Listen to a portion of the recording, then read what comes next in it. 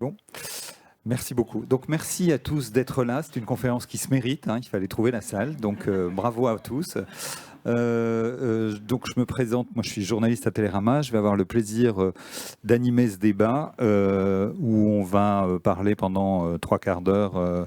Je vais laisser mes invités parler pendant 3/4 d'heure et ensuite vous pourrez poser toutes les questions que vous voudrez leur poser à la fin de ce débat. Alors pour commencer, je vais peut-être les présenter. Donc à ma gauche, j'ai Anne-Laure Vial. Anne-Laure Vial a fondé en 2018 une très belle librairie sur les grands boulevards qui s'appelle la librairie Ici. Il fallait avoir beaucoup de courage pour fonder ça à l'automne 2018. Rappelez-vous un peu ce qui s'est passé après. Anne-Laure a un parcours un peu particulier, puisque avant, elle est quand même passée par la Fnac, Flammarion, mais surtout Amazon, où elle est restée pendant 7 ans et où elle s'est occupée de livres à différentes fonctions. Voilà. À ma droite, j'ai Vincent Chabot. Vincent Chabot est sociologue, il est professeur à l'Université Paris-Cité et c'est un auteur multirécidiviste. Son dernier livre est un livre d'actualité puisqu'il porte sur le livre d'occasion et s'intitule Le livre d'occasion, sociologie d'un commerce en transition.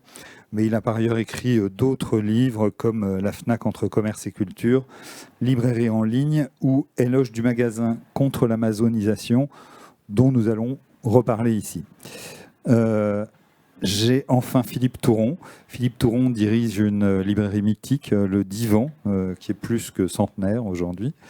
Et il est également responsable des 8 librairies de Madrigal, qui est le groupe Flammarion, et membre de la direction collégiale de Paris Librairie, qui est une association qui regroupe plus de 200 librairies en Île-de-France, dont le but est de promouvoir la librairie indépendante auprès des lecteurs.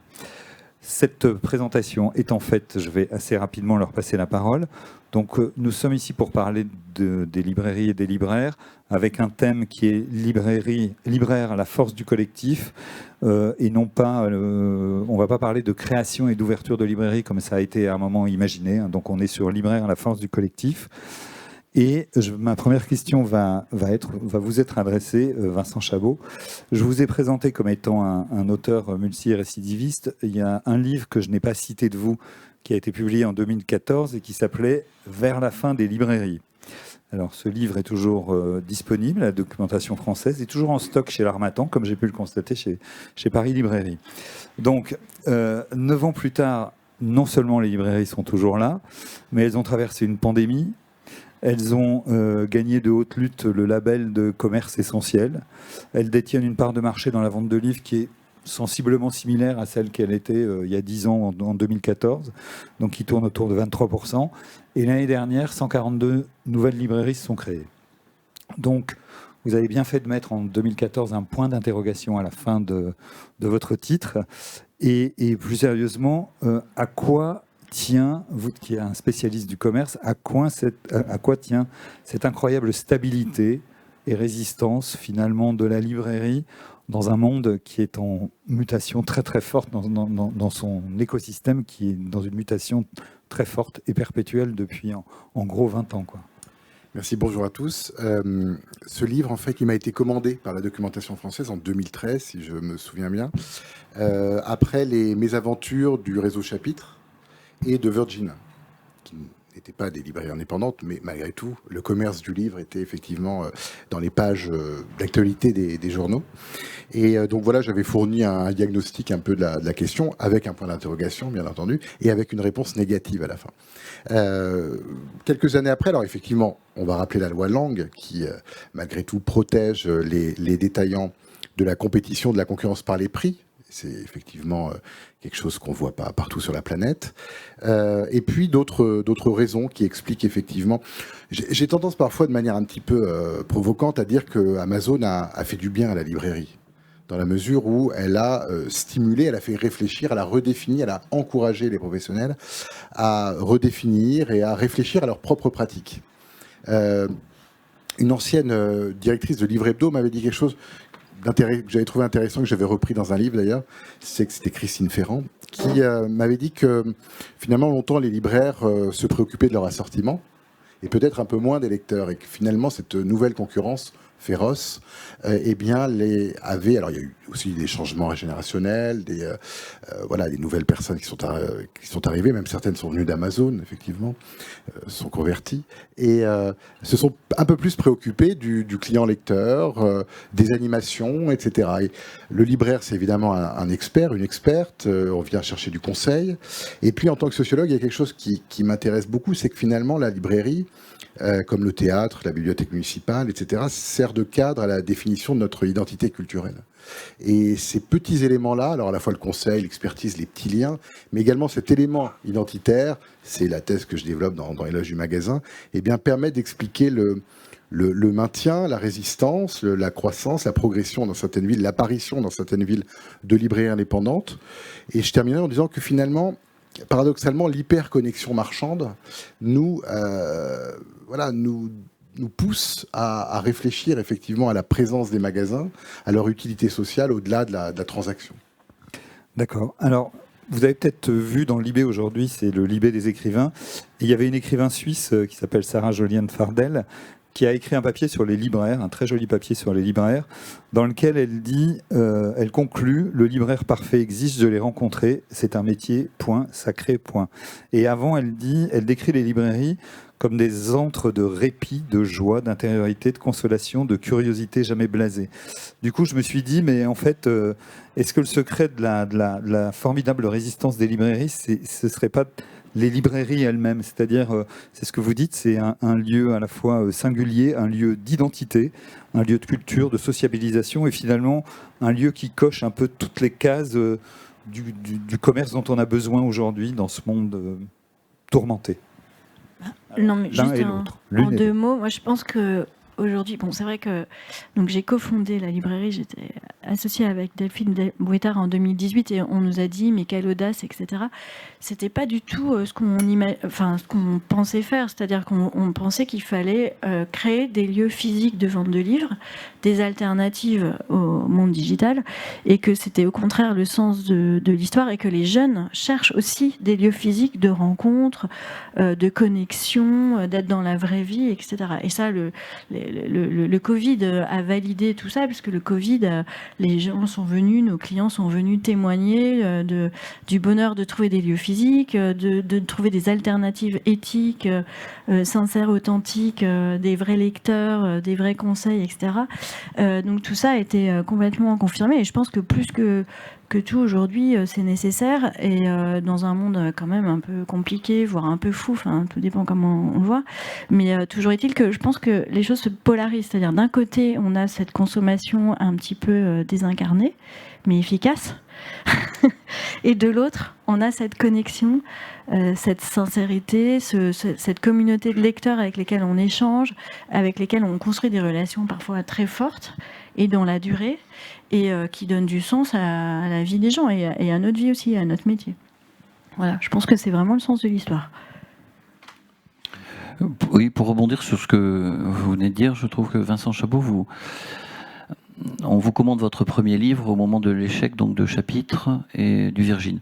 Ça dit quelque chose aussi de notre métier, c'est-à-dire que l'uniformisation de l'organisation de la vente de livres au détail, la centrale d'achat, les magasins tous les mêmes, c'est un échec, et c'est logique que ce soit un échec, puisque nous on a un commerce qui est très singulier, puisque nous vendons les mêmes produits que Amazon, que la Fnac, que tous nos concurrents.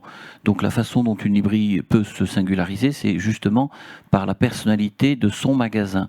La librairie ici ne ressemble pas à la librairie Le Divan et ne ressemble pas à d'autres confrères. Donc la force de nos magasins, en fait, c'est l'intelligence du lieu et la géographie du lieu. La vertu de l'emplacement commercial, évidemment, mais ensuite la façon dont il est organisé. On peut peut-être faire un pas de côté aussi de sociologie de bazar.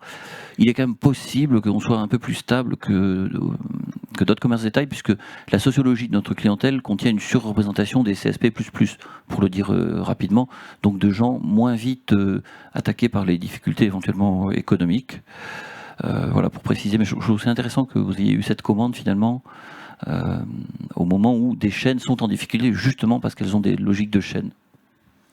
En fait, ce qui est intéressant aussi, c'est que dans chaque librairie, On a tous accès à la même offre, il y a à peu près 1 million de titres disponibles, mais chaque livre qui rentre dans une librairie, il est choisi unitairement par une personne humaine qui le connaît ou qui a pris une décision, en fait, qui a lu ce livre ou qui pense qu'il faut l'avoir pour ses clients. Et ça, c'est unique en son genre et c'est compliqué à dupliquer d'ailleurs de façon parfaite et c'est l'inverse de l'algorithme ou de la centralisation. Et justement, à l'heure d'Internet et des plateformes, l'enjeu pour vous, c'est de ne pas faire bouger les livres, mais de faire bouger les lecteurs, de les faire venir chez vous. Donc, si on devait donner 3 moyens, justement, 3 moyens efficaces, selon vous, de fidéliser ces lecteurs, de les faire venir en magasin et tout, ce serait quoi pour vous ? C'est quoi la recette d'une bonne librairie pour établir ce que vous appeliez vous-même une communauté de lecteurs ? Déjà, simplement, un conseil de lecture qui touche juste et la personne revient et dit en fait merci, conseille-moi autre chose, ou je me suis remis à lire, ou j'ai adoré, j'aimerais lire autre chose que vous avez aimé. Enfin voilà, ce genre de relation qui peut être très forte, de donner envie de livre à lire, tout simplement. Moi, si je devais rajouter quelque chose, je pense que notre métier, c'est essentiellement de l'art de la mise en scène. C'est-à-dire qu'on met en scène une offre qui, de toute façon, va dépasser même notre capacité de lecteur. Dans une vie raisonnablement de bons lecteurs, on va lire entre 3 et 6 000 livres. Bon. Dans nos librairies, on va avoir entre 30 et 50 000 références. Donc on voit bien qu'on est en train d'essayer d'orchestrer quelque chose qui est plus grand que nous. Et c'est d'ailleurs ce qu'il y a de grisant et de passionnant dans ce métier-là. L'essentiel de notre chiffre d'affaires, c'est aussi des achats d'impulsion. C'est ce qu'on trouve dans votre éloge du magasin, ce que je trouve remarquable. Nos clients, en fait, pour la plupart, sont relativement autonomes et nos magasins sont aussi les rares espaces de commerce dans une rue où il n'y a pas d'impératif à consommer. Évidemment qu'on préfère que les gens nous achètent des livres, mais ils rentrent, ils déambulent. On doit tout faire pour que cette déambulation soit la plus agréable possible, par un bonjour, vous avez besoin d'aide, mais aussi éventuellement une attitude de retrait. Et c'est l'art de la mise en scène de notre offre qui va générer l'essentiel de nos ventes. Évidemment, on va rajouter le conseil, le petit mot, tout ce que tout le monde met souvent en avant, mais la clé de notre métier, c'est la connaissance du catalogue, des catalogues, et la mise en scène au bon moment, au bon endroit de cette offre, avec les goûts du libraire, la sociologie de son quartier éventuellement, qui rajoute un peu de complexité. Alors vous qui êtes à la fois un sociologue de la consommation et des enseignes, justement, qu'est-ce qui diffère ? Qu'est-ce qui fait qu'aujourd'hui les librairies diffèrent d'un commerce traditionnel ? Qu'est-ce qu'elles mettent en œuvre qui vous semble particulièrement pertinent justement pour... Alors, je ne poserai pas la question comme ça, parce que ce que j'ai voulu faire dans ce livre-là, j'ai beaucoup travaillé sur le commerce du livre, vous avez dit, c'est justement de replacer la librairie dans l'ensemble du commerce. Et finalement, aujourd'hui, la librairie est devenue un peu la chef de file de la résistance au commerce de plateforme. Ça n'a échappé à personne, puisque Amazon a commencé par le livre avant de s'intéresser à autre chose. On voit que la librairie, donc vers la fin des librairies, la réponse est non. Les librairies ont résisté pour les raisons que j'ai évoquées tout à l'heure. Et aujourd'hui, c'est devenu, enfin, on a vu ça avant le Covid, mais la librairie est aussi a une place considérable dans la nouvelle économie de la proximité. Et je crois que la valeur de la proximité, c'est celle qui est un peu ressortie du Covid et qui est très importante, mais elle a plusieurs dimensions. Il y a une dimension géographique, une dimension... donc on a aujourd'hui des librairies qui s'implantent dans des villes moyennes où il n'y en avait plus, ou même il n'y en avait jamais eu. Une dimension évidemment fonctionnelle, c'est-à-dire qu'on s'approvisionne là plutôt qu'ailleurs, donc plutôt que sur Amazon. Et puis une dimension aussi relationnelle de la proximité, et ça c'est évidemment quelque chose qui est très important, c'est l'expertise, mais pas seulement, c'est finalement tout le monde, là peut-être pour sortir un petit peu du fantasme, mais tout le monde ne discute pas avec son libraire pour conseiller, pour avoir des conseils, etc. Mais moi je rappelle toujours, c'est-à-dire que quel que soit le... Il y a un collègue qui m'a dit, quand on va acheter un lacet, par exemple, c'est pas... Voilà. Mais évidemment, un livre, c'est pas un lacet, mais tout le monde, dans le commerce, tout le monde ne discute pas, voilà. Mais quel que soit le type de lien social de consommation, les gens sont attachés à ces petits liens, ce que j'appelle des petits liens. C'est ça qui est intéressant. Ça peut être un bonjour, ça peut être justement de laisser la personne. Et puis le libraire, même si vous n'en voyez pas, parce qu'il n'est pas là ou qu'il est occupé avec un représentant, par exemple, il a quand même composé les tables. Donc le travail du libre-service, c'est aussi un travail humain. C'est pas l'algorithme ou voilà une PLV, etc. Donc on voit ce que Philippe Touron appelait la mise en scène de la Oui, la librairie. mise en scène, bien sûr. Un rapprochement des thèmes, des auteurs, des collections, etc. Des livres qui se répondent parfois. Voilà, il y a parfois aussi même un petit engagement du libraire quand il va mettre 2 livres l'un à côté de l'autre, et on voit effectivement parfois ça crée une petite réflexion ou une interrogation ou quelque chose de rigolo. Et c'est aussi ce travail-là. Donc le lien, si vous voulez, il n'est pas uniquement dans la relation approfondie entre un libraire qui va discuter avec son client toutes les semaines, etc. Donc cette notion de proximité, évidemment, elle est incarnée au maximum, si j'ose dire, par le libraire. Alors justement, vous parliez du lien du libraire avec les lecteurs. On a beaucoup parlé pendant la pandémie au moment où il y a eu tout le débat sur commerce essentiel ou pas commerce essentiel, mais en tout cas de l'engagement des lecteurs envers leur librairie. 2 ans après, il en reste quelque chose de cette espèce de mouvement qu'avaient eu à l'époque les lecteurs, en tout cas qu'ils avaient exprimé. Nous-mêmes, on l'a relayé à plusieurs reprises en Télérama. Il y a un endroit où on peut le mesurer, en fait, parce qu'on a eu un pic d'activité de nos sites. C'est-à-dire d'un seul coup, tous nos clients, tous se sont aperçus qu'on avait des sites internet, ce que souvent on ne dit pas ou on dit mal dans nos magasins. Donc nos sites, ça fait très longtemps que nous avons tous des sites. Donc avec le click and collect, beaucoup se sont mis à les utiliser. Et ensuite, ils ne l'ont pas oublié. C'est-à-dire qu'on a eu un pic d'activité de nos sites qui sont revenus maintenant à des niveaux plus raisonnables, mais bien supérieurs à ceux d'avant le Covid. Donc par ailleurs, nos librairies sont plutôt prospères et en bonne santé toujours. Mais je pense que c'est là qu'on peut le mesurer un peu. Alors il y a la fréquentation des magasins, mais d'un seul coup, ils ont découvert que d'autres solutions étaient possibles par cet accroissement de l'activité de nos sites qui n'est pas revenu à son niveau d'avant Covid et qui est resté supérieur. Anne-Laure Vial, sur cette question Sur les sites, je suis plus partagée, mais je pense que j'ai l'impression que pour notre librairie, après, vous avez peut-être fait aussi un travail de notoriété après des sites, mais la consommation sur le site, elle est quand même vraiment retombée. Après, je pense que je l'interprète moi plutôt d'une façon où, bon, à un moment, ils ont dû consommer via les sites et c'était une alternative correcte, on va dire, mais que dès que les clients ont pu revenir justement dans la consommation d'un lieu agréable, de découvrir des livres, etc., avec l'achat d'impulsion, tout ce qu'on a dit sur ce qu'apporte une librairie, ils sont revenus et ils ont lâché le site. Mais après, je peux pas. Sur les chiffres, on est plutôt au-dessus des années avant Covid. Hein. Je crois que le marché reste au-dessus. J'ai pas les chiffres précis, mais il me semble que ça reste au-dessus. Donc, on est plutôt entre guillemets gagnant. Après, voilà, il faudra regarder dans la durée. Je pense que c'est un peu court comme horizon de temps pour savoir ce qui va se passer dans la durée sur la consommation en librairie. Alors, vous parliez de sites et notre débat porte aussi sur le collectif. Il y a quelque chose qui fait le lien, justement, c'est Paris Librairie, sur lequel, donc, une plateforme sur laquelle on peut aller vérifier si des livres sont dans une des 217 ou 18 librairies que compose cette plateforme. Peut-être vous pouvez nous rappeler au départ pourquoi, parce que cette plateforme-là, elle montre qu'on peut être à la fois finalement concurrents et confrères, se renvoyer l'un sur l'autre et tout.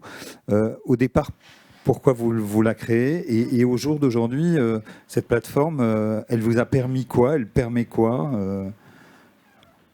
C'est vrai que quand on l'a créé, en fait, la plateforme, on s'aperçoit entre nous qu'on a déjà une pratique qui consiste à informer nos clients de la disponibilité d'un livre que nous n'avons pas quand il est chez un confrère. C'est-à-dire qu'on partage ensemble des bases de données qui nous permettent de savoir. Moi, si j'ai pas un guide sur le Portugal, je sais qu'il est à la librairie ici et naturellement, nos libraires, sans avoir même la consigne, avaient déjà le réflexe de dire vous pouvez le trouver. Les clients étaient surpris et contents de ce dépannage proposé. Et on s'est dit, mais il faut mettre ça à disposition de ces clients avec cet outil-là, leur donner à voir ce référencement. Ensuite, à Paris, on a une singularité, c'est qu'on a la chance d'avoir une zone de chalandise très dense. Paris, région parisienne, c'est plusieurs millions de personnes sur un espace. Paris, c'est la ville, c'est une ville qui est plus densément peuplée que Séoul. Je dirais la 7e ou 8e ville du monde en termes de densité. Donc c'est énorme. Et du coup, il y avait une vraie pertinence économique à dire, regardez où sont les livres près de chez vous. Notre autre conviction, c'était, en tout cas moi elle est très forte me concernant, ne pas déplacer la marchandise mais faire se déplacer les clients. Le but n'est pas de singer Amazon en faisant un autre tour des paquets postes, ce qu'on fait déjà, ce qui est très chronophage et qui dévore une partie de notre marge, mais plutôt de proposer aux gens de se déplacer, ce qui est beaucoup plus vertueux, puisque finalement à un quart d'heure de métro ou de deux roues, vous avez accès à une offre très très large. Donc ça allait aussi à l'encontre de, au moment où on crée Paris Librairie, il y a aussi d'autres associations qui proposent de la livraison à vélo, des choses comme ça. Moi je trouve qu'il faut quand même dire les choses socialement, avoir quelqu'un de plus ou moins bien payé ou plus ou moins sous-payé qui livre un paquet en vélo ou en scooter, c'est pas le sens de l'histoire. Je trouve que c'était bien aussi de dire allez, et ça récompense aussi le libraire qui fait l'effort d'avoir un assortiment ambitieux. Vous avez des librairies à Paris qui ont des assortiments pointus dans les domaines des beaux-arts ou des sciences humaines. Il vaut mieux que les clients aillent chercher ce livre et par ailleurs découvrent autre chose. Et là, on retrouve de l'achat d'impulsion. Donc, c'était vraiment la conviction de donnons à voir des magasins. Vous le savez bien, on a tous souvent, on prend le même trottoir, la même sortie de métro, et on ne sait pas qu'à 500 mètres un peu plus loin, il y a un magasin qui peut faire votre bonheur. Et puis en plus, on a un super réseau de métro quand même si parfois il est en grève, mais néanmoins, et des pistes cyclables, etc. Et finalement, c'est plus immédiat d'aller à 3 stations de métro que d'attendre 2 jours une livraison du facteur. Si jamais l'alternative était un site internet. Juste un point, Paris Librairie a 2 fonctions pour moi. La première que vous avez détaillée, dont je suis usager, mais c'est aussi un guide des librairies parisiennes. C'est-à-dire que moi j'ai découvert des librairies par le portail. Et je m'y suis rendu après. Donc il y a aussi une fonction informationnelle qui est intéressante. Et aujourd'hui, ça représente combien de... Vous savez combien de personnes que vous avez fait venir en librairie, de livres vendus, ça représente quoi? Alors là, dans la salle, il y a une personne, une permanente qui mesure ça régulièrement. Donc, on a 2 choses. On a le chiffre d'affaires vérifiable de transactions, il est autour de 3 millions d'euros. Mais en fait, il est très probablement supérieur parce que là, on a tous l'expérience de clients qui arrivent maintenant et qui nous disent « Je sais que vous avez le livre, je l'ai vu sur Paris Librairie », mais qui ne sont pas allés au bout de la réservation. Ce qui est quand même une bonne nouvelle. Tout ça dans un cadre associatif avec un niveau de cotisation assez bas. C'est d'ailleurs pour ça aussi qu'on est ici tous ensemble. C'est-à-dire que le Paris Librairie est l'opérateur pour ce festival du livre, de la vente au détail de livres, et c'est une source de financement de l'association qui lui permet de ne pas dépendre uniquement que de la subvention publique ou de la cotisation. Ce qui revient à ce que vous disiez, c'est devenu un vrai guide pour les lecteurs. Et je rajouterais que, en fait, avec Paris Librairie, pour nous, c'est un peu le meilleur des 2 mondes, physique et digital. C'est-à-dire qu'on a nos lieux qui sont chacun singuliers, et vraiment, on a très peu même d'offres en commun. Mais tous ensemble, on a plus de 650 000 livres disponibles, donc en quelques stations de métro. Ce qui fait que d'un côté, on a ce côté lieu, chaque livre choisi, disposé, etc. Et de l'autre, on peut aller rendre ce service assez rapide d'aller accéder à un fond très large. Et donc, on gagne aussi sur la bataille du fond, qui est celle d'Amazon, qui a cet assortiment hyper large. On est quasiment équivalent. Chacun a eu sa petite passion intellectuelle pendant le premier confinement. Et moi, je vais vous confier que ma passion intellectuelle pendant le premier confinement, c'était les drives fermiers. C'est-à-dire que j'ai trouvé ça extraordinaire. Invisible à Paris, mais moi, j'ai enquêté avec la presse locale, en fait. Voilà. Et j'en ai fait un article, d'ailleurs. Et pour moi, j'en parle dedans, ouais, d'accord. Et en fait, c'est ce que disait Anne-Laure, c'est-à-dire que c'est la rencontre entre la technologie et le local, le drive fermier. Voilà, et ça a été effectivement une solution extrêmement intéressante. Les marchés étaient fermés, la restauration privée, collective, etc. était fermée, donc il fallait réorienter la production maraîchère. C'est pour ça que les chambres d'agriculture, donc soutenues aussi par les pouvoirs publics, avaient organisé ces drives fermiers avec de la technologie, mais avec aussi évidemment le local, qui est une valeur aussi très importante. Bon, puisque vous avez la parole, vous allez la garder. Dans votre livre, justement, à un moment donné, vous écrivez que le risque actuel pour les librairies, c'est pas tant une disparition de la librairie que leur transformation progressive en commerce de luxe culturel, en fait. Est-ce que c'est pas exact, notamment à Paris ou dans les grandes métropoles, où effectivement on va avoir ce que vous disiez tout à l'heure, uniquement des CSP++. Alors d'une certaine manière ça vous protège aussi, mais c'est pas... Il y a des raisons foncières que chacun connaît évidemment, et puis des concentrations la ville capitale, le capital au sens de Bourdieu, c'est le capital économique, mais le capital culturel aussi. Donc effectivement, on sait très bien qui achète des livres et qui se rend en librairie. 48% des Français ne mettent jamais un pied en librairie, il faut aussi le préciser. Oui, c'est effectivement là. Et puis, on le voit ce que j'aime aussi, je vous l'ai dit tout à l'heure, c'est de comparer avec d'autres marchés, d'autres types de commerce. On voit le cas du prêt-à-porter. Aujourd'hui, on voit que le problème, c'est le milieu de gamme, puisque les pratiques de consommation se polarisent, se fragmentent entre un semi-premium, une offre un peu luxe, et puis justement une offre discount, low cost. Et le commerce en est effectivement le représentant. Et dans la culture, on peut, ou en tout cas pour le livre, on le voit aussi, c'est-à-dire qu'on va avoir sur certains espaces une fromagerie artisanale indépendante, une librairie indépendante, une nouvelle économie de proximité qui s'adresse effectivement à des CSP+, dont vous parliez tout à l'heure, et sur d'autres territoires, des néo-bazars, un autre appareil commercial, où le livre n'est pas forcément toujours présent, même s'il y a effectivement des espaces culturels Leclerc ou des Cultura, mais c'est différent. Voilà. Donc on n'a pas forcément des réseaux indépendants sur ces territoires. Est-ce que c'est un point sur lequel vous êtes vigilant et que vous essayez de contrer? On peut relier aussi, par exemple, le Centre national du livre vient de sortir son étude annuelle sur les Français et la lecture, qui montre notamment qu'il y a un jeune de 18-25 ans sur 5 qui ne lit plus du tout. On voit bien les difficultés à faire venir les jeunes dans les librairies. Alors le Pass Culture a peut-être changé les choses. Peut-être vous pouvez en dire un mot, oui, justement. Moi, sur cette question, elle est délicate des CSP+, etc. Moi, je pense qu'on peut avoir une offre accessible. On voit là avec l'augmentation des prix et de la consommation, il me semble que nos clients achètent plus de poches, donc ils arbitrent au profit d'une lecture d'aussi bonne qualité, un temps de lecture aussi long, avec un prix plus bas. Certes, un livre peut-être moins récent, mais ça ne les dérange pas tellement. Et donc, il y a moyen d'acheter des livres moins chers. Et puis, et de qualité, par ailleurs. Et d'autre part, on travaille beaucoup sur l'accueil des jeunes. Donc, le Pass Culture a amené beaucoup de jeunes en librairie.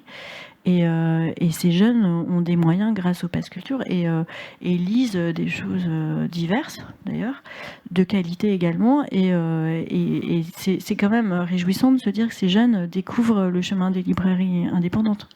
Et donc ça, c'est plutôt très positif et beaucoup d'espoir aussi pour le futur.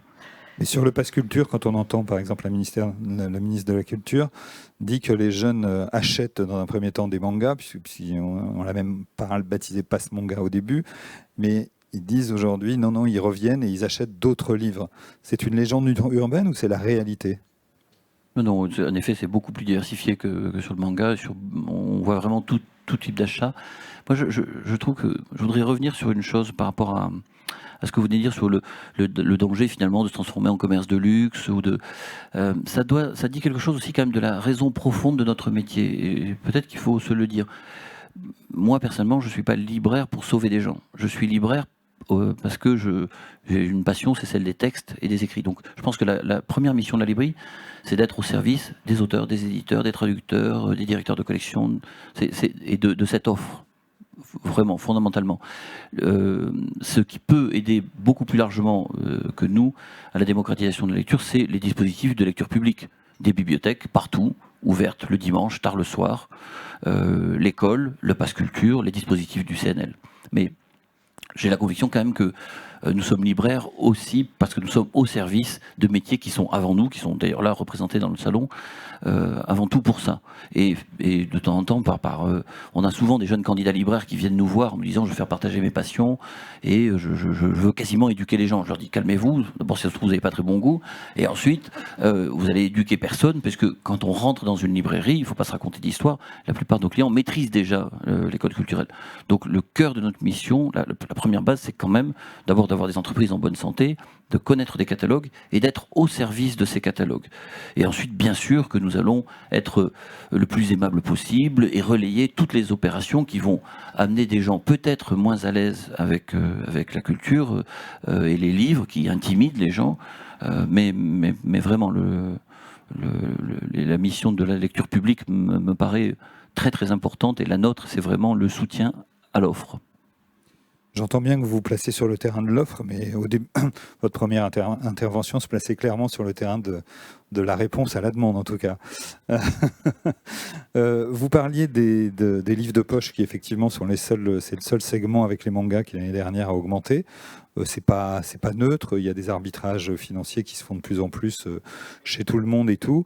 Tout à l'heure, on a eu une conférence qui était organisée sur une grosse étude qui vient d'être faite sur le livre d'occasion, qui a montré que aujourd'hui, un lecteur sur 5 achetait des livres d'occasion et achetait des livres d'occasion et que plus globalement, le livre d'occasion était vraiment en montée, en puissance assez forte. Comment vous voyez ça? Est-ce que vous pouvez imaginer vous-même? On voyait que les libraires n'étaient pas du tout chauds sur les livres d'occasion. Les chiffres qu'ils ont donnés, c'est qu'un libraire sur 5 seulement en faisait, et ils ne le faisaient qu'à la demande de leurs clients, justement. Et ils n'étaient pas particulièrement chauds pour poursuivre. Vous avez quoi comme vision par rapport à ça? Et puis, je vous demanderai la parole, puisque votre dernier livre portait précisément là-dessus. Donc, qui commence? Allez-y. Non, je veux bien juste commencer. Alors, il y a une enquête un peu ancienne maintenant d'économétrie, c'est très compliqué à faire, mais qui mesurait le taux de substituabilité, c'est-à-dire est-ce que finalement l'occasion venait cannibaliser le neuf, et la réponse était non, c'est-à-dire que le taux était de 16% seulement. On peut effectivement, avec l'enquête qui a été restituée tout à l'heure, penser que le parasitage va prendre un peu plus de force, et voilà, la concurrence va se développer, mais encore une fois, voilà, on en est loin largement. Après, la question, est-ce que les libraires, moi c'est ce que j'ai entendu tout le temps dans l'enquête, est-ce que les libraires de nouveautés peuvent faire du livre d'occasion? C'est très complexe, parce que c'est un autre métier. Il n'y a pas d'office, il y a des risques de surstockage. Quand vous cherchez à ça c'est aller aux champignons, c'est ce que m'ont dit les grands libraires d'occasion, c'est ce qu'ils adorent dans le métier. Ils n'aiment pas vendre des livres, hein, les libraires d'occasion. Ils aiment avant tout en trouver, en chercher, bien sûr. Faire des appartements à Paris, etc. Séparer le France Loisir de ce qui les intéresse, etc. Bon. Et finalement, voilà, c'est un autre métier extrêmement complexe, ce qui explique aussi que malgré la demande, une pression croissante, effectivement, on l'a dit tout à l'heure, de leurs clients, leur investissement va être timide, ou en tout cas rester extrêmement limité. En même temps, quand vous mettez un taux de substitut, voilà, à 16%, c'était en 2006, on est en 2022, avec un développement extrêmement fort des plateformes numériques sur lequel se passe l'essentiel du marché de l'occasion. Je vous trouve assez optimiste sur... Alors oui, non, parce que sur le fond, vous avez raison, sur les livres de fond, je serais d'accord avec vous peut-être, mais et moi j'en suis par exemple un client, c'est-à-dire que les livres d'occasion que j'achète sont souvent des livres de fond, des livres académiques, des ouvrages académiques en anglais, etc., qui viennent de désherbage de bibliothèques américaines le plus souvent. Mais Richard Dubois pourra me corriger si je me trompe, dans l'offre disponible sur cette plateforme, en 2022 ou 2023, seulement 4%, je crois, étaient des livres parus il y a moins d'un an. Donc finalement, la nouveauté... C'est ça. Donc finalement, pour la nouveauté, voilà, pour des ouvrages récents de moins d'un an, ou d'un an, 2 ans, etc., la librairie de nouveauté reste évidemment le circuit dominant. Moi, je pense que côté métier, c'est des métiers très différents d'acheter de l'occasion et de le vendre, et que certains savent le faire comme Gibert. Historiquement, que c'est complexe, qu'aujourd'hui il y a des batailles assez sévères sur comment on source l'occasion avec des politiques de pricing. Je prends exprès ces mots parce que c'est complexe avec des algorithmes, etc. Écologiquement, c'est un petit peu contestable parfois parce qu'il y a eu des débats d'ailleurs sur Momox qui prend des livres gratuits dans des recycleries, fait le tri, les expédie, je ne sais plus si c'est en Pologne ou bon bref, dans un pays européen un peu lointain, et les renvoie en France, puisque de toute façon ce sont des livres français, donc qui sont achetés par des Français. Donc bref, tout ça c'est un peu contestable. Après, moi en tant que libraire, ma question est plus la question de participer à l'écologie circulaire en fait, et de l'usage unique d'un livre vendu neuf, et peut-être de proposer à notre clientèle de reprendre des livres, mais de pas nous-mêmes les revendre après, mais plus comme un service potentiellement, qui est un peu demandé d'ailleurs par nos clients, ouais, voilà, de collecte, ou de faire ponctuellement une bourse aux livres ou quelque chose comme ça. Mais vraiment d'un point de vue purement écologique et pas d'un point de vue commerce. Et du coup, de livres que vous donneriez ensuite, enfin, que vous... Pourquoi pas organiser, voilà, plus avec une association ou ce genre de collecte. Le livre d'occasion, c'est aussi un livre en plus. C'est-à-dire que c'est un livre qu'on n'aurait pas acheté neuf, soit parce qu'il est épuisé, soit parce qu'effectivement, on veut tester, par exemple, on a découvert un auteur et on veut, avant d'acheter ses autres titres en neuf, une nouveauté, par exemple, on va essayer ces livres plus anciens et voir si ça nous plaît. C'est-à-dire que je pense qu'on est plutôt dans une consommation voilà, en plus, plutôt qu'un substitut, finalement, toujours encore. Ouais, enfin, quand on voit que sur le roman policier, on est un roman sur 2 acheté en occasion, on se dit que il y a quand même un problème, quoi. Il y a quand même un petit souci à se faire à l'avenir. Non, Philippe Touron. Bon, sur le livre d'occasion, moi j'ai un avis assez clair. J'en achète. À peu près tous les week-ends, je vais chiner. C'est un métier vieux comme la librairie, la revente de livres. Donc on ne découvrira rien.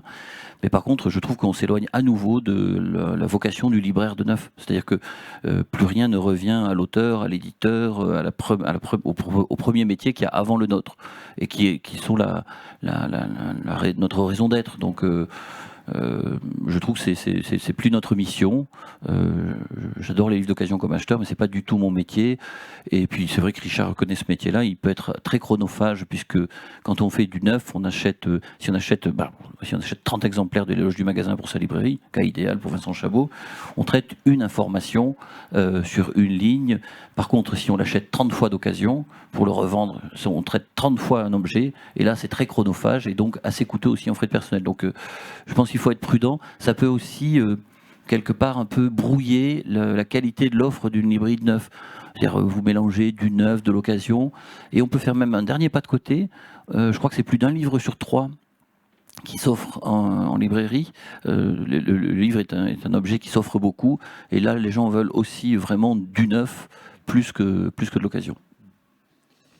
Alors, à ce stade, si il y a des gens qui souhaitent poser des questions dans la salle, n'hésitez pas. Donc, On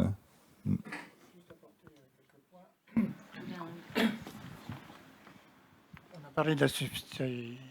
Bref. et de fait, c'est un concept qui est central déjà, ce qui explique qu'on soit dans une économie de l'offre, ce qui explique les travaux, y compris de l'école de Francfort et d'Adorno, sur le concept même d'industrie culturelle, qui me paraît tout à fait utile, en tout cas pour parler de l'industrie du livre et du commerce et du livre en général. Je soutiens plus l'industrie culturelle que l'industrie créative, qui me paraît une modernité provisoire, d'une certaine façon, puisque maintenant on dit industrie culturelle et créative. Pour ce qui me concerne, je retire les créatifs. Mais la librairie est un commerce culturel par là même, et donc avec cette dialectique où à la fois c'est un commerce de l'offre, ce que vous faites très bien, Philippe, mais c'est aussi un commerce de la demande, ce que vous avez relevé tout à l'heure, y compris dans le discours de Philippe. Et donc on est dans cette double logique. Pour revenir à cette question de substitution, entre le livre neuf et le livre d'occasion, il y a le poche. Et que donc pour une clientèle, essentiellement une clientèle de CSP+, tel que c'est dit par ailleurs et tout, pour qui effectivement se pose la question du pouvoir d'achat de ce qu'on veut, à tort ou à raison, mais elle se la pose. Quoi qu'il en soit, il y a un mouvement qui va vers le poche et qu'on constate très nettement dans le marché du livre depuis 2 ans, vous le constatez tous, et particulièrement ce dernier trimestre. Et en particulier en littérature générale qui, l'étude qui a été présentée tout à l'heure sur les livres d'occasion montrait que c'était le principal segment de ce qui est l'occasion. La particularité du livre polar, je pense, est ailleurs. C'est depuis très longtemps que le livre polar, c'était même quasiment un élément de la culture de Marcel Duhamel et de la série noire, je veux dire, dans un certain nombre de choses. Donc, par rapport à cette étude, c'est un peu la chose. Je ne sais pas ce que vous en pensez. Chez Gibert, le livre polar avait aussi une forme de particularité, je pense, par rapport au reste.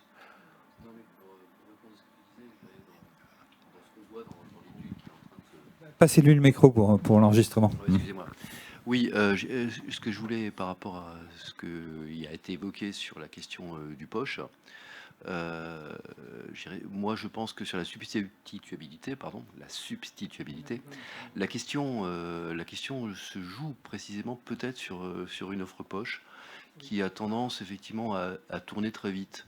C'est-à-dire que en dehors de tous ces chiffres et de ces données, je dirais, on a le digital qui offre, je dirais, une profondeur d'offre absolument considérable, mais ça ne veut pas dire qu'effectivement, même à travers les restitutions des chiffres, je dirais que tout se vende et que bien sûr, je dirais, il y a une partie très importante de l'offre en fait, qui dort et ne tourne pas.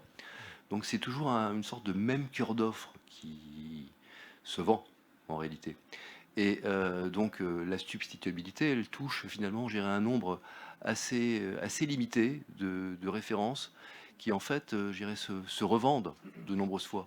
Chez Gibert, il y avait l'expérience, en fait, c'était un peu toujours les mêmes livres, les grands classiques qui revenaient essentiellement en poche parce qu'ils étaient achetés, ils étaient revendus, ils étaient rachetés. Donc on passait non pas dans une logique de deuxième main, mais dans une logique de troisième, quatrième ou cinquième main. Là, j'ai pas complètement répondu à ta question, mais je voulais quand même préciser ça. Hein. Non, ce qui est tout à fait juste. Et je voulais juste rajouter, puis après je vous donnerai la parole, c'est que ça permet de dire que j'étais très content de ce que disait Philippe Touron, c'est-à-dire qu'effectivement, quand il dit, pour nous libraires, vous le dites de façon un peu même très allégorique, hein, je veux dire d'une certaine façon, mais c'est les professions qui sont en amont, c'est-à-dire aussi bien les gens de la création, auteurs, traducteurs, voire graphistes, mais aussi les éditeurs. Enfin, bon, donc je crois qu'il y a ça, mais la loi langue, contrairement à ce qui s'est dit souvent et ce qui, à mon avis, le dessert beaucoup, n'a pas été faite pour protéger les petits libraires tels qu'on l'entend habituellement. Et je pense que avoir ce type de discours est un discours totalement réducteur. Y compris, je veux dire, dans le discours de la méthode, si je puis dire, de Jack Lang à l'Assemblée nationale au moment de la présentation de son projet de loi en juillet 81, il a bien été dit qu'on avait besoin d'un réseau diversifié de points de vente, d'un réseau diversifié d'éditeurs, pour un maximum de créations qui puissent exister et être diffusées à travers des auteurs, littérature traduite ou littérature originale. Et je crois que c'est pas un point esthétique, je suis en train de dire, c'est un point de fond. C'est-à-dire qu'on part du fait qu'on dispose d'un outil, et ce qui est formidable, je peux confirmer que par rapport à l'ensemble des pays, la France est totalement en pointe sur le nombre de points de vente qu'il y a. Après, on peut faire un certain nombre de segments. Les chiffres qui sont avancés parfois par le syndicat des librairies françaises sont statistiquement intéressants, plus discutable selon les types de créneaux, je veux dire, de ce qu'il peut y avoir, je veux dire, sur un certain nombre de choses, mais on a effectivement un réseau de distribution très important, comprenant des hypermarchés, comprenant aussi, je veux dire, des grandes surfaces culturelles, comme on dit maintenant, ou des dépôts de presse où on va avoir des présentoirs, j'ai lu, et livres de poche à Douélan, en Bretagne, à côté du tabac, ce qui est à la fois très bien. D'un côté, on a ça, je veux dire. Mais d'un autre côté, l'idée, c'est effectivement qu'on ait une diversité d'éditeurs en tant que tels, ce qui renvoie quelque part aussi, puisque j'entends parler beaucoup de librairies indépendantes. On peut parler aussi des auteurs indépendants en ce terme-là, même si je pense que ce n'est pas le terme indépendant au sens capitalistique qui est forcément pertinent, mais c'est plus en termes de politique éditoriale ou d'assortiment. Mais je crois que c'est là-dessus qu'il faut voir. Et effectivement, il y a un truc, on aime ou on n'aime pas, mais globalement, je veux dire, une grande partie des librairies, dont on dit c'est beaucoup de CSP+, et c'est vrai, c'est comme ça. Vous rappeliez, Vincent, les 48% de gens qui ne vont jamais dans les librairies. On est obligé de tenir compte de ça. Pour ce qui sont les livres plus grand public, c'est-à-dire qui sont de prévendus d'une certaine façon, qu'on voit dans la publication d'un certain nombre d'hebdomadaires en tant que tel. L'apport du libraire est un apport, je veux dire, pratiquement logistique, hein, pardon, pour lequel il n'y a pas immédiateté de théâtralisation telle que vous dites, il n'y a pas immédiateté de mise en scène. Mais donc, je crois que c'est ça qui est important. On a la librairie, au niveau de la demande et des livres prévendus, joue son rôle de mise à disposition, ce qui est déjà extrêmement bien, mais par ailleurs, elle est accompagnateur d'une politique de livre, une politique de l'offre qui est faite par l'édition dans son ensemble vis-à-vis des publics. Et je crois que c'est là-dessus qu'il faut voir. Et donc, la réflexion sur le poche, je suis d'accord, est totalement centrale à partir de là. Actuellement, on réfléchit beaucoup sur le livre d'occasion, et à juste titre, à cause aussi bien évidemment, du manque à gagner qui est donné pour la rémunération des créateurs et du droit d'auteur en général, auteurs, traducteurs et éditeurs. Mais il faut qu'on se pose aussi la question vis-à-vis de ce format poche ou semi-poche. Pardon. Oui, alors moi j'ai une question. Juste sur l'occasion, on parle beaucoup d'occasion sur la partie substituable, donc une réflexion économique. Est-ce que dans vos librairies, vous avez des demandes ou des remarques sur des achats plus militants d'une jeune génération qui aujourd'hui va sur Vinted ou achète que des vêtements pas neufs? Est-ce que vous avez ce questionnement-là en librairie, justement de ces enfants, de parents CSP+, qui sont très impliqués aujourd'hui dans cet engagement? C'est très peu. Enfin, est-ce qu'ils viennent chez nous du coup? On ne sait pas. J'ai très peu de remarques sur le sujet, mais je serais intéressée parce que peut-être cette étude donne des informations sur cette question un peu écologique de l'achat d'occasion. Que l'achat d'occasion soit, comment dire, dont le but de l'achat d'occasion, que ce soit une question écologique. Est-ce que c'est aujourd'hui le cas ou est-ce que c'est une question économique? L'achat d'occasion. L'enquête Sophia, donc par GfK, et d'autres enquêtes qui ont été menées sur ce qu'on a appelé pendant un temps la consommation collaborative, mais en fait c'est effectivement des places de marché, du C2C comme on dit aujourd'hui, c'est le motif économique qui arrive bien devant, hein, autour de 70-75%, et le motif environnemental est bien derrière, autour de 30-25%, etc. Après c'est plus compliqué, parce que si vous prenez par exemple un acteur comme Recyclibre, dans sa communication extrêmement intelligente, donc c'est un revendeur dominant du marché du livre d'occasion, qui en plus a introduit avec d'autres un nouveau modèle de vente, un nouveau modèle d'activité, puisqu'en fait il revend des dons, ce qui change un peu les choses. C'est pas le modèle Momox ni Gibert. Et évidemment c'est ce modèle-là qui s'impose aujourd'hui. Et finalement, ils ont une communication extrêmement bien faite sur les réseaux, qui vous fait exister, non pas comme un radin qui va faire un cadeau de Noël d'occasion, mais comme quelqu'un qui est évidemment un consommateur responsable éco-citoyen. Donc les chiffres sont là effectivement dans les panels et dans les questionnaires, mais il y a quand même cette communication-là. Et aujourd'hui, la façon dont évidemment le marché du livre d'occasion, il s'est étendu par les plateformes, mais il s'étend aussi par une rhétorique environnementale, ça c'est évident. Je vous laisse répondre, mais un point là-dessus, le chiffre, si ma mémoire est bonne, est de 33%, et je trouve, pour les raisons environnementales, et je trouve que il est un peu balayé rapidement, moi, parce que 33%, c'est une moyenne, ce qui veut dire que peut-être, chez les jeunes dont vous parlez, c'est peut-être 50%. Et que du coup, ça interroge quand même. Et en revanche, on devrait ne pas le balayer comme ça, justement pour expliquer que, loin de ce qu'on pourrait penser, le livre d'occasion n'est pas forcément ce qu'il y a de plus éco-responsable, en fait. Et c'est plutôt sur ce terrain-là qu'on ferait mieux d'aller. C'est exactement ce que j'allais dire. En effet, je pense que c'est des gens très habiles dans leur communication. Et à un moment, l'économie numérique a un vrai coût. Ne parlons pas du transport. Il y a aussi cet aspect où chacun devient commerçant, qu'on retrouve aussi avec le Vinted. Bon, un pas de côté, il y a un tout petit secteur, puisque une de nos librairies fait d'une certaine façon du livre d'occasion, c'est la librairie de la main, en face de la Comédie Française, qui elle fait de la bibliophilie plutôt. Donc c'est à nouveau, on est encore sur... c'est pas le même prix. Notre marché, ouais. Il y a des bonnes affaires à faire, mais... On parlait des livres d'occasion qui sont plus chers que le neuf, en fait. Mais c'est un vrai secteur aussi de bibliophilie. Il n'y a pas uniquement des pièces du XVIIIe siècle où il y a des pépites, mais sur la première moitié du XXe, il y a déjà aussi de... Donc c'est encore autre chose. Voilà. Est-ce que vous avez des retours d'expérience de libraires, et non des moindres, qui auraient par exemple en Normandie annoncé... l'année dernière, qui lançait, Sarah Mitière, qui avait annoncé aux rencontres de la librairie, qui lançait un système un peu automatique de reprise et de vente d'occasion. C'est quelque chose qui s'étend, vous savez, ou c'est des projets? C'est déjà un peu ancien, c'est-à-dire que moi j'observe ça depuis, on va dire, une dizaine d'années. Il y avait eu en Bretagne, enfin voilà, c'est quelque chose qu'on a vu. La FNAC a essayé de faire ça pendant un temps. Cultura, dans les chapitres aussi, il y avait effectivement un service de collecte. Il y a plusieurs formes en fait de modèles. Moi, je pense que c'est effectivement pour répondre peut-être à une demande de la part des clients, plus que pour faire une activité, comme on l'a vu d'ailleurs dans l'enquête, profitable. Aujourd'hui, 60% des transactions se passent en ligne. Donc il y a un coût il y a évidemment le coût écologique, on n'en parle absolument jamais, ça, du bilan carbone des serveurs informatiques, etc. Et puis aussi, allons plus loin, de l'ordinateur qu'on va acheter pour commander, et sa fabrication. La livraison, évidemment, ce sont des livraisons la plupart du temps individualisées, qui viennent de loin, qui repartent, etc. Et puis, il y a une enquête très intéressante qui a été faite sur Vinted, c'est-à-dire qu'effectivement, tout le marketing relationnel vous transforme en revendeuse et vous accélère votre consommation, en fait. C'est-à-dire que... et puis, de toute façon, en économie, l'économie là-dessus est formelle, c'est que le signal prix produit la surconsommation.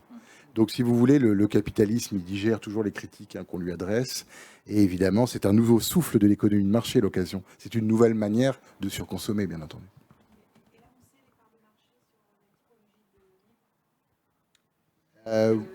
Oui, mais alors, je les ai pas en tête. Ouais, ouais.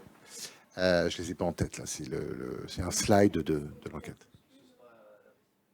Au final, cet automne. La pénétration de l'occasion sur le marché par segment, c'est ça? Oui.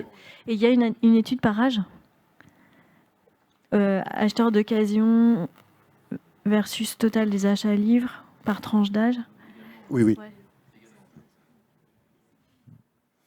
Il y a d'autres questions? Oui, je suis donc la déléguée de l'association Paris Librairie. Donc je voulais juste dire un petit mot sur... on parlait tout à l'heure de l'ouverture de la librairie à d'autres publics, notamment les plus jeunes. Et on a un dispositif depuis 2 ans qui est très très vertueux, qui est un dispositif national et dont on est l'opérateur en Île-de-France.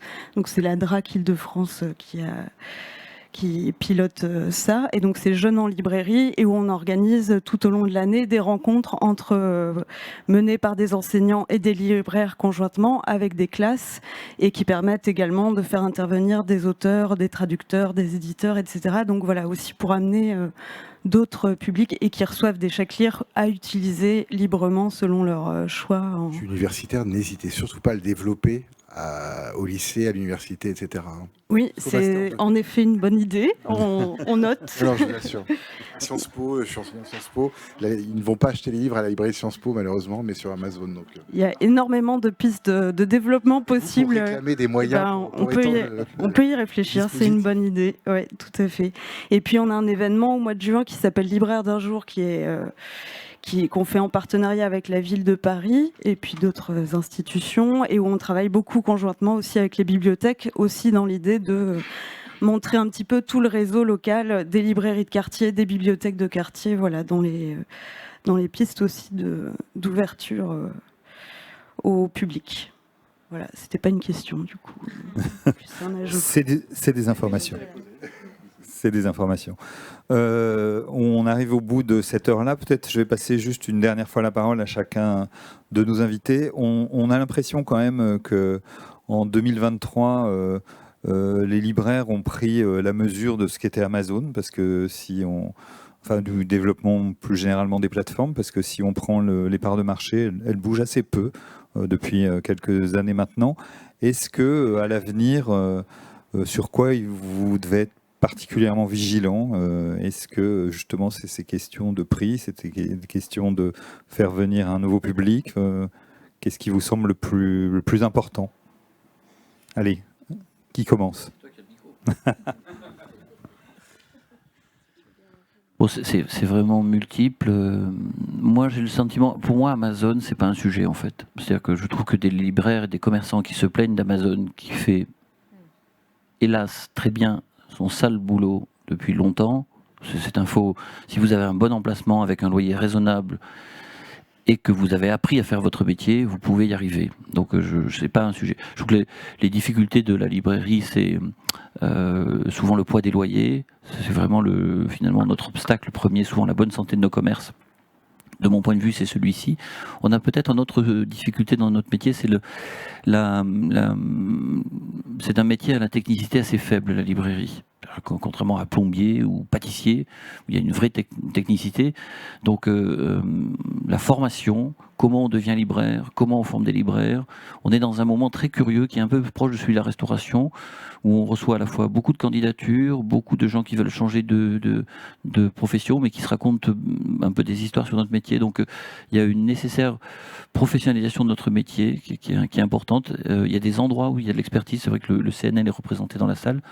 Moi, je pense à notre métier, bizarrement, l'expertise de notre métier, on la trouve souvent sur les sites du ministère de la Culture, sur celui du CNL, sur celui de la DELC, où là, il y a une étude sur qu'est-ce que c'est que faire une librairie. Je pense qu'il y a quand même un peu... On met de temps en temps sous ce nom beaucoup trop de choses. D'ailleurs, quand on dit 140 librairies créées, je ne suis pas sûr que tout soit une librairie, mais c'est pas moi non plus l'arbitre des élégances. Mais il y a quand même une vraie question. Donc, et après... Pour moi, ma conviction profonde, c'est l'école, les dispositifs de lecture publique. C'est eux qui doivent fabriquer les jeunes lecteurs de maintenant et de demain, des bibliothèques, des écoles. Moi, je crois que l'enjeu numéro 1, c'est la lecture. J'enfonce une porte ouverte, mais en fait, effectivement, et du coup, qui vient par les petits publics, et plus il y a de bibliothèques, plus il y a d'élèves qui lisent, plus il y aura de lecteurs et plus il y aura de clients des librairies.